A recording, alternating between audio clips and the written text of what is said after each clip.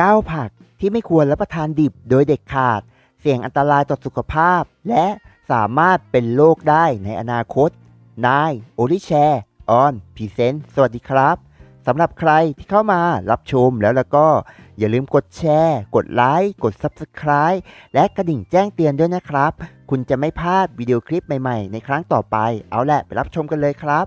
ในวิดีโอคลิปนี้เราจะมาแนะนำการรับประทานผักที่ถูกต้องและไม่ควรรับประทานดิบโดยเด็ดขาดกับข้าวผักนี้ซึ่งสามารถทำให้คุณเกิดเรื่องราวเกี่ยวกับสุขภาพไม่ว่าจะเป็นโรคกระเพาะอาหารโรคมะเร็งโรคเซลล์สมองหรือทางด้านนิ่วในกระเพาะอาหารก็สามารถเป็นได้ครับหลายคนคงอยากจะรู้แล้วใช่ไหมครับว่ามีผักอะไรกันบ้างเราไปรู้จักกันเลยครับ 1. กะหล่ำปี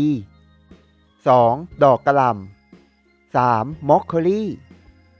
4. ถั่วฝักยาว 5. ถั่วงอก 6. หน่อไม้ 7. พืชตระกูลมันทุกชนิด 8. ผักโขม 9. เห็ดเมื่อทุกท่านรู้แบบนี้แล้วหลายคนอาจจะหาวิธีการรับประทานให้สุกมากยิ่งขึ้นเพราะว่าห่างไกลโรคและสามารถกำจัดปัญหาเกี่ยวกับเรื่องสุขภาพได้และอย่าลืมเข้ามารับชมวิดีโอคลิปของเราในครั้งต่อไปด้วยนะครับขอบคุณมากครับที่ติดตามรับชม